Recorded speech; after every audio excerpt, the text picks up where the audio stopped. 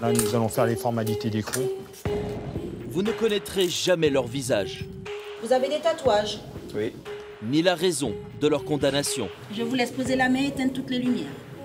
Escortés depuis Fresnes par les équipes de sécurité pénitentiaire de Châteaudun, ces arrivants n'ont pas encore prévenu leurs proches de leur transfert. C'est la procédure. Est-ce que vous avez subi des violences pendant le transfert de la part des surveillants ou de co-détenus? Non. Portez aucune trace de coup? Aucun. D'abord, ils doivent remettre leurs effets personnels en échange du linge pour la cellule. Je vous laisse imposer une signature juste là, document qu'on va transmettre à l'unité sanitaire. Oh, vous êtes gaucher, forcément des qualités, monsieur. Pas besoin de rajouter une tension supplémentaire, là ça se passe bien. Donc on est là pour expliquer voilà, ce qui va se passer dans les premières heures. Ensuite, il va rejoindre la cellule, la promenade. On se reverra que dans 2 jours pour avoir ses affaires personnelles. Si la prison écarte les personnes condamnées, en coulisses, une autre mission capitale a lieu, la réinsertion des détenus.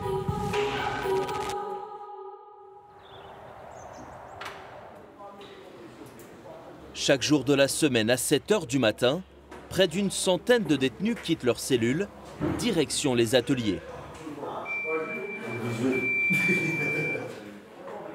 En prison, le travail est sous-traité à une entreprise privée qui forme et supervise des détenus devenus des opérateurs de production. On travaille sur des pièces de voiture, c'est des pièces en caoutchouc. Et puis on enlève les chutes, du surplus, on les nettoie. Et ensuite, elles passent au contrôle. Les détenus sont payés 5,18 € brut de l'heure en atelier, avec des contrats au maximum de 24 heures par semaine. Ils travaillent pour le compte de nombreux clients, issus par exemple de l'industrie automobile ou de la cosmétique. Un travail qui reste aussi sous surveillance. C'est juste pour la sécurité au niveau de la zone, parce qu'ici on a des sas d'entrée de marchandises et de sortie de marchandises. Et bien sûr c'est un lien avec l'extérieur.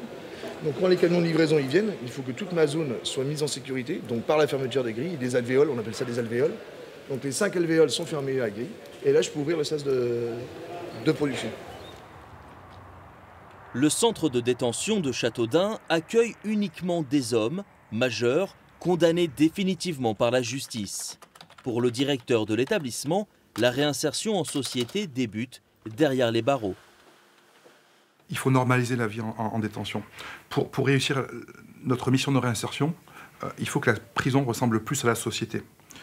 Si une prison est totalement hors de la société, comment on peut imaginer qu'une personne qui aura été hors de la société pendant peut-être 10 ans puisse réintégrer une société qu'il ne connaît plus?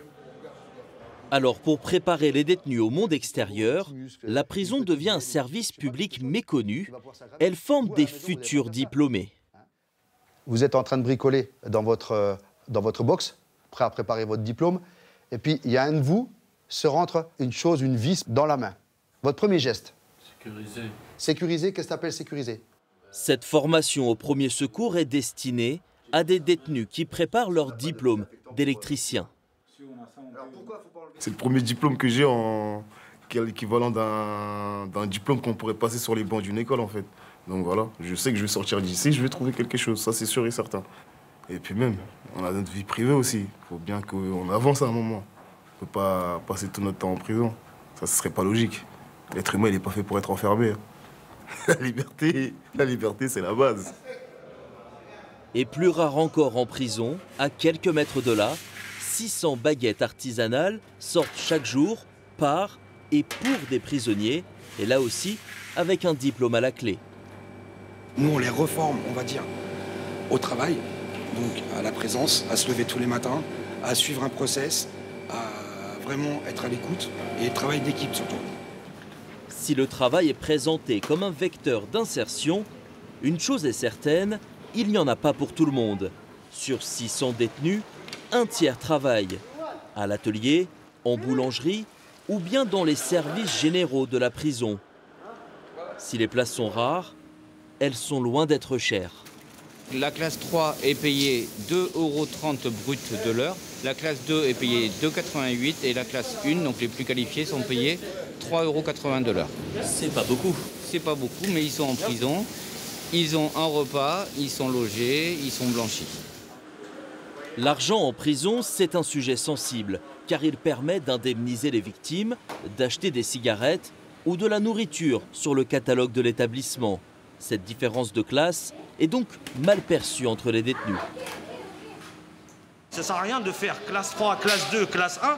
Il faut faire un salaire minimum raisonnable pour toute la détention en France, pour toute la détention, au moins de 450 € par mois pour chacun. Donc le SMIC, il est à 1300. Si on a un tiers, c'est déjà bien. Juste un tiers. On ne demande pas à avoir le SMIC. Juste un tiers.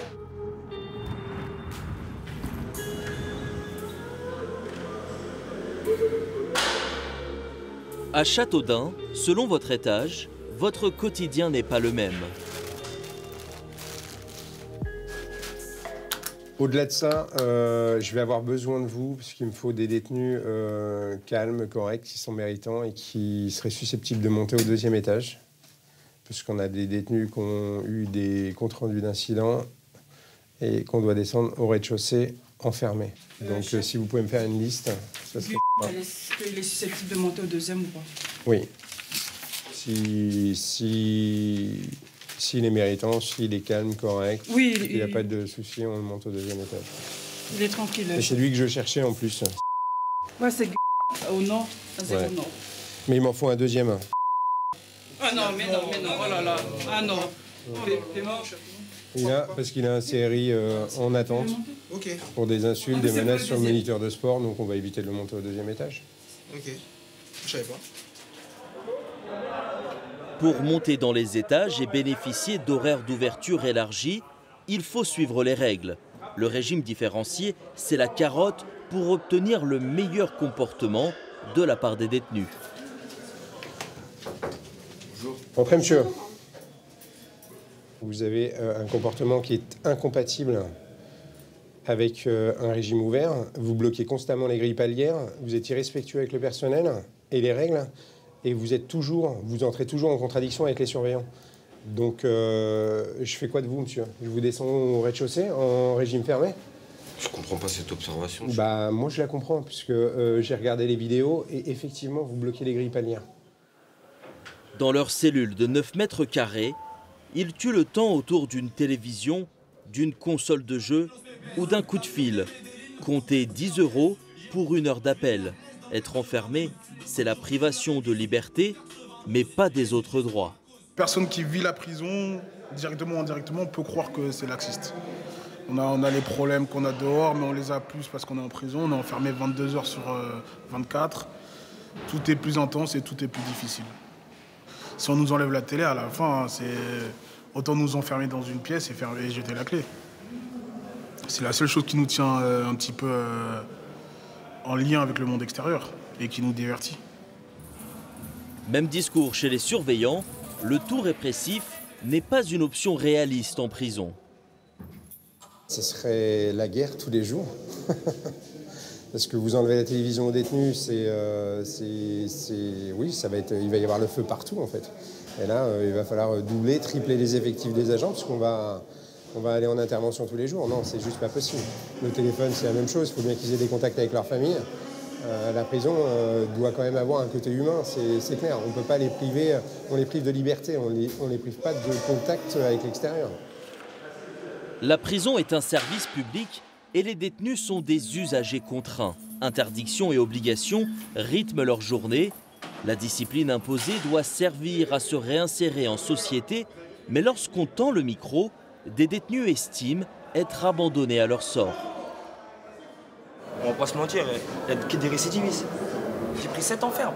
Vous imaginez, là, ça fait 3 ans. Ils vont me relâcher quand j'aurai fait 5-6 ans. Vous me voyez, franchement, vous voyez quelqu'un de 5-6 ans plein sortir comme ça et se lever un matin comme vous, comme les chefs, aller travailler et tout ça. On connaît pas ce rythme-là. Quand tu arrives dehors et que ça fait longtemps que t'as pas vu le soleil et que tu te retrouves sans argent, tu te retrouves, t'as plus le même train de vie que tu avais avant, t'as rien derrière toi, tu es obligé de récidiver. Maintenant, il y a de plus en plus de sorties sèches. Et quand tu sors en sortie sèche, tu te retrouves sans emploi, sans rien du tout. Personne qui te suit, qui suit ton parcours. Donc à partir de là, tu récidives et tu récidives.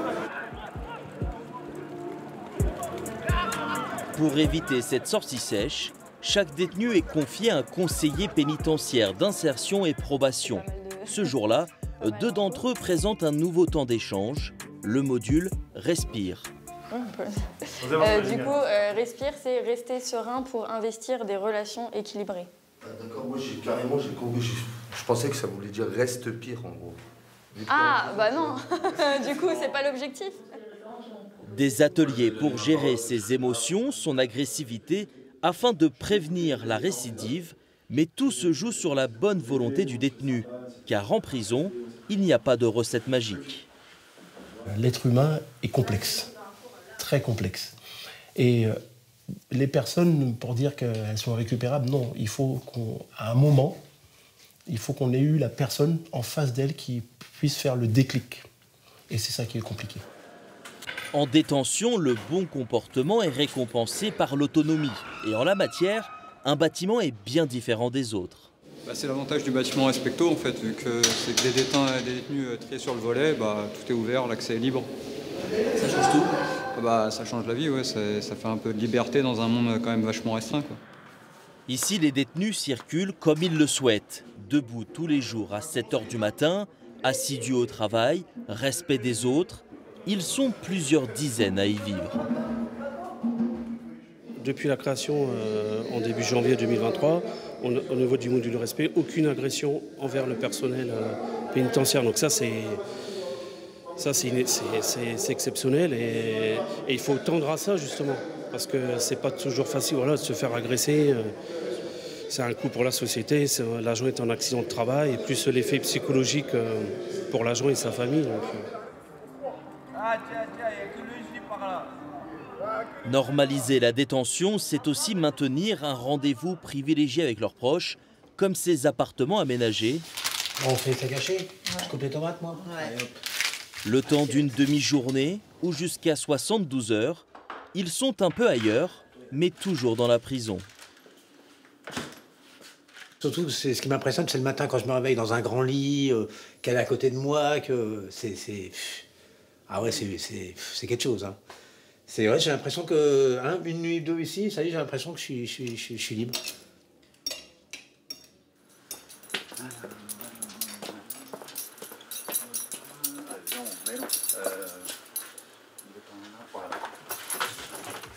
D'après les instances européennes, la durée moyenne de détention en France est de 11 mois, l'une des plus élevées en Europe. La levée d'écrou est synonyme de libération pour le détenu. Bon. Allez, prends soin de toi. Jamais. Bon courage. Pas de bêtises. Bon. France 3. Ça dit quoi France 3 ? Mais une question se pose à la sortie. A-t-il donné un sens à sa peine? Ça sert à rien du tout. Les gars, t'auras toujours une occasion de revenir. Voilà. Quand on parle de réinsertion, qu'est-ce que vous pensez? La réinsertion, c'est faux. C'est faux, ça. C'est juste un mot, ça. C'est faux. On peut pas te réinsérer ici. Surtout quand t'as fait de la prison plusieurs fois, ça, c'est mort. Voilà, c'est mort. Selon une étude de la Fondation de France, 63% des détenus libérés sans accompagnement récidivent dans les 5 ans.